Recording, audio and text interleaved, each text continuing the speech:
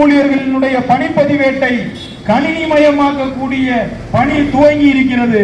அது முதலாக ட்ரையல் பார்க்கப்பட்டது. முதலாக ஒரு நிலங்கள் நிர்வாக அலுவலர்கள் தங்களுடைய அடங்கல் என்று சொல்லக்கூடிய கிராமத்தினுடைய பயிர் சாகுபடி விவரங்களை டிஜிட்டல் கிராப் சர்வே என்ற பெயரில் கணிப்பொறியில் எடுத்து கொடுத்துக்கிட்டு இருக்கோம். அனைத்து செய்யக்கூடிய பணியை நாம செஞ்சுக்கிட்டு இருக்கோம். இது மட்டுமல்ல, புதிதாக வரக்கூடிய பல்வேறு விஷயங்கள் அனைத்தையும் நாம் தான் செஞ்சுக்கிட்டு இருக்கோம். இவ்வளவையும் செய்யறமே, நமக்கென தனியான ஏதாவது ஒரு அங்கீகாரம் இருக்கிறதா?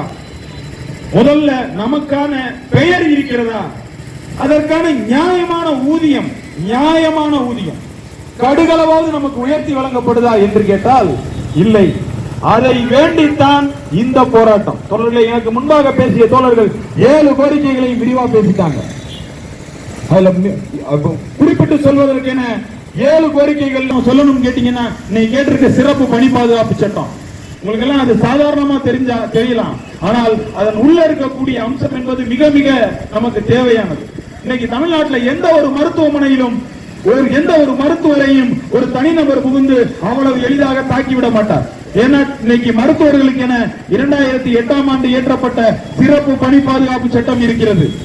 வருவாய்த்துறைக்கு அது போல ஏதாவது இருக்கிறதா? இல்ல. காவல்துறையினர் செய்யக்கூடிய அனைத்து பணிகளையும் நாம செஞ்சுக்கிட்டு இருக்கோம்.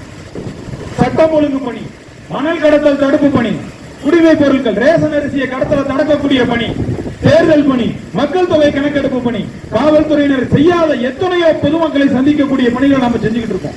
குறிப்பா ஆக்கிரமிப்பு அகற்றக்கூடிய பணி. இவ்வளவு பணிகளையும் பொதுமக்கள் மத்தியிலையும் பொதுமக்கள் என்ற பெயர்ல ஒரு சில சமூக விரோதிகளால் இன்னைக்கு வருவாய்த்துறை அலுவலர்கள் தாக்கப்படக்கூடிய சூழல் இருக்குது. அந்த தாக்குதலில் இருந்து நம்மை காப்பதற்காகத்தான் கேட்கிறோம் சிறப்பு பணி பாதுகாப்பு சட்டம்.